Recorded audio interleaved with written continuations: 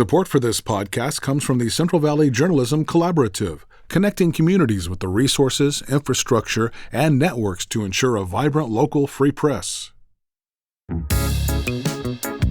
From KVPR in Fresno, this is Central Valley Daily. It's Thursday, December 11th. I'm Elizabeth Arkalian. If you love a good romance novel, a Visalia author has something just for you.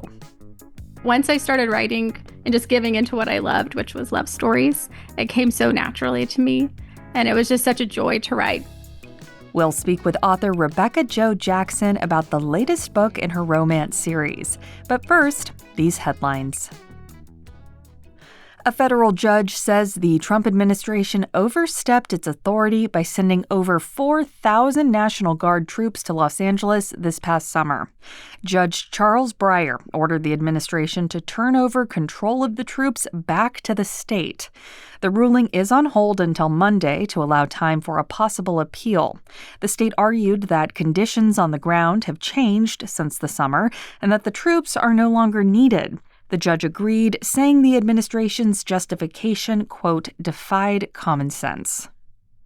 The Trump administration is adding another militarized zone to the southern U.S. border, this time in California.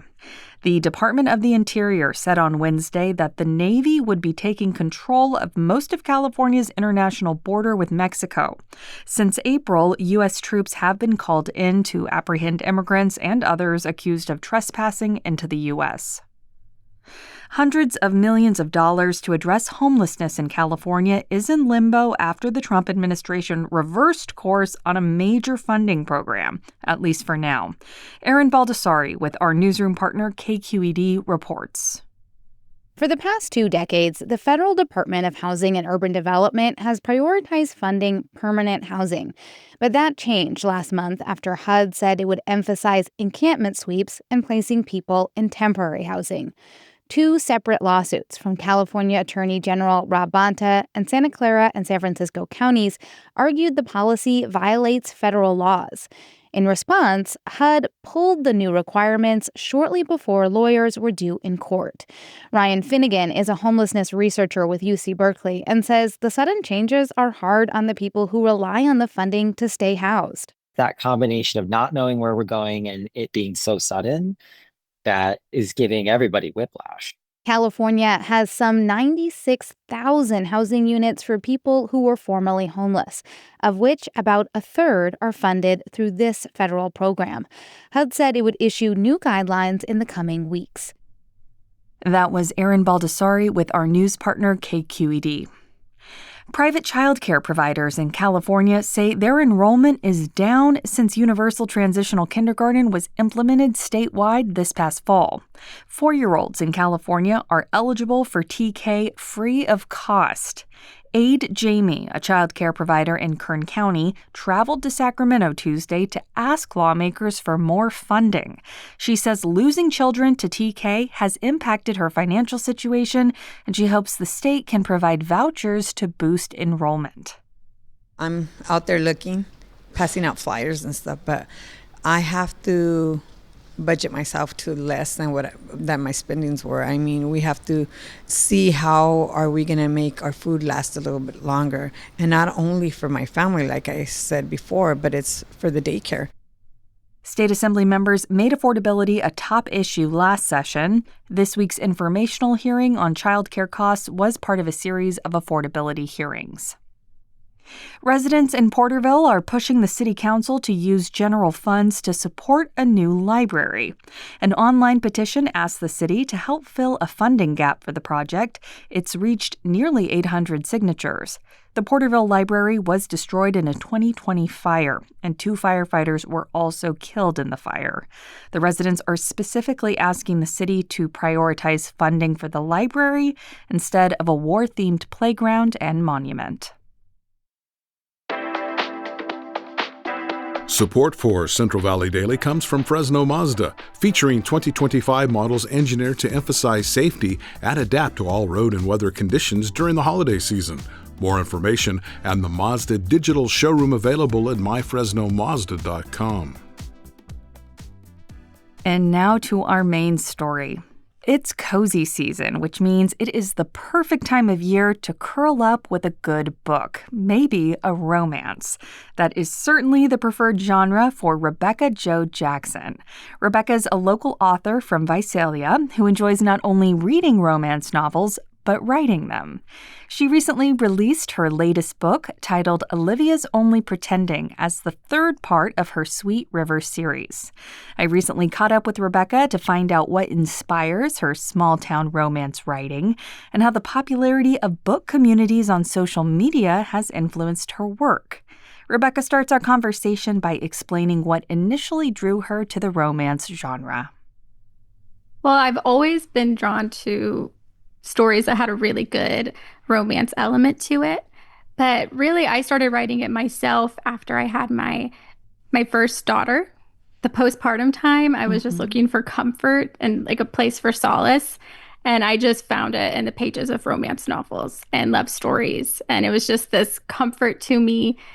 You had the promised happy ending every single time. And then after I had her, when I had my second daughter, is when I started writing my own. The first book in my series, It Couldn't Be You. Yeah, and I had spent a long time trying to write other kinds of stories, but once I started writing and just giving into what I loved, which was love stories, it came so naturally to me. And it was just such a joy to write, just as fun as it is to read it.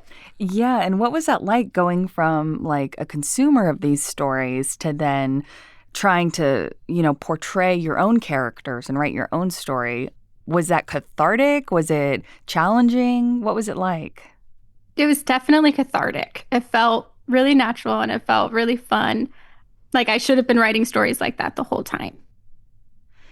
Okay, today we're going to discuss your newest book, Olivia's Only Pretending, which is a catchy title, and it's actually part 3 in your Sweet River series.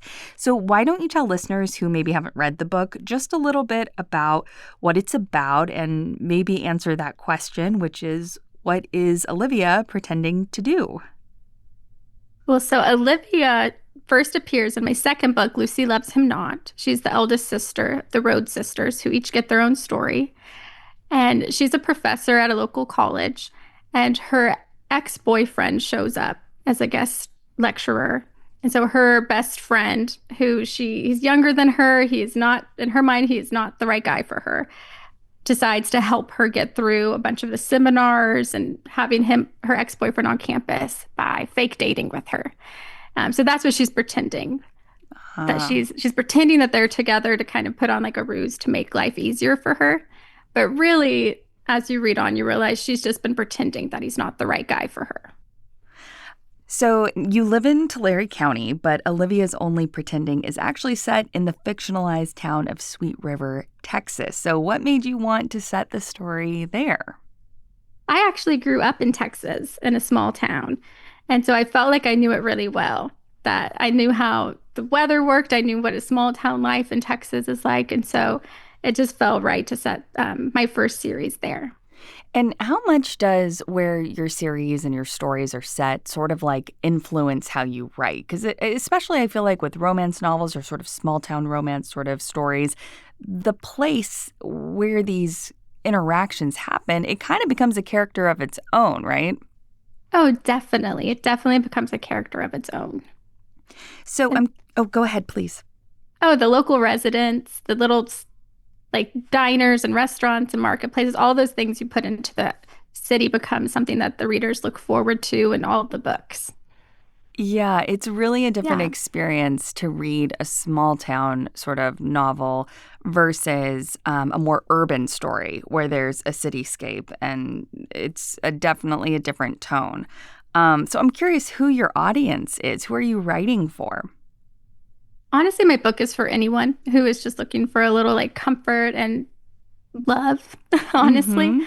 Yeah, it's for anybody. I have a lot of readers who are typically women from teenage age to like older women. I have all ages. It is typically women who I'm writing it for and who tend to pick up my book and interact with me a lot online. You know, speaking of online, Rebecca, I know that romance and fantasy are two genres that just really blew up online during the pandemic, with Book Talk and Bookstagram becoming really popular. And for people who might not know, that's sort of a niche section of the internet on TikTok and Instagram where readers collect books, talk about them, rank them, all sorts of things. I'm sure you're very familiar. I'm curious how these sort of book influencers who have a lot of sway these days, like, how do they affect your work or your interest in writing? They definitely affect me as a consumer and as an author. They are a huge part of marketing. They are such fervent readers. They give me they're a big part of my sales. I love their reviews, help sell books. They promote you. They encourage you. It's just so much fun to be a part of as well. And then it helps authors connect with each other. And I have readers all across the US, all across the world, and I get to connect with other authors as well that way. It's really great. I want to pivot back to the book a little bit because you have some modern elements there. There's a set list of songs you listen to while writing the book that kind of sets the vibe of the characters, and readers can even find that playlist on Spotify and listen along, which is really cool. There's also a text message exchange in the beginning between the characters. It looks like a phone, and I've occasionally seen elements like this before, but what made you want to use them in your book?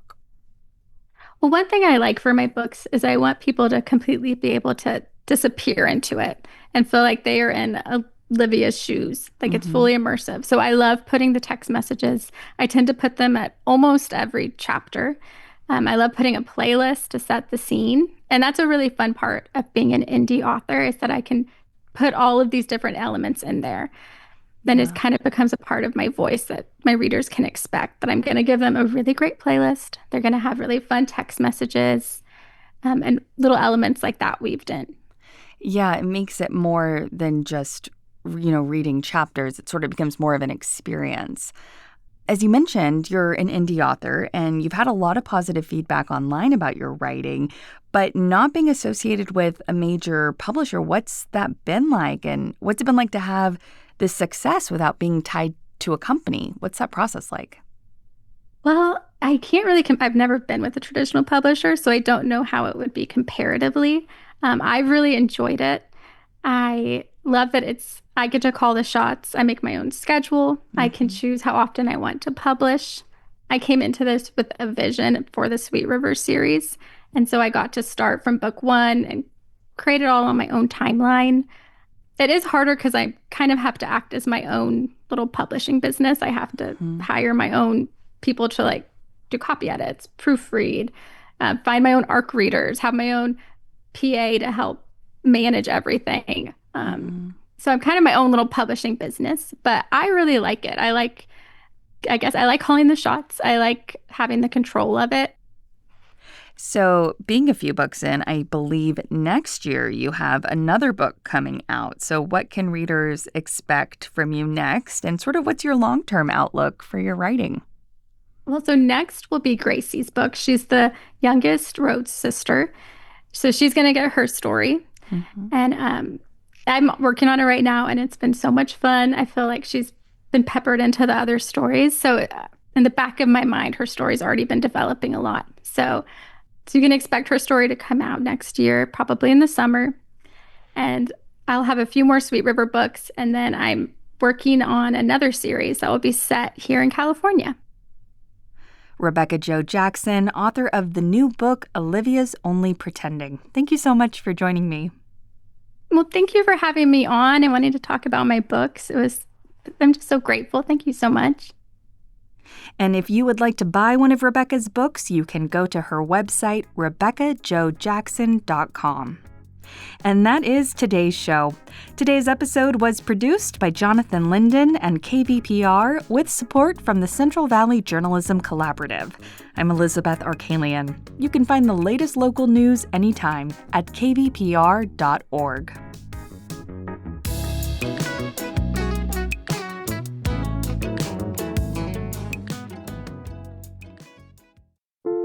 How does AI even work? Where does creativity come from? What's the secret to living longer? TED Radio Hour explores the biggest questions with some of the world's greatest thinkers. They will surprise, challenge, and even change you. Listen to NPR's TED Radio Hour wherever you get your podcasts.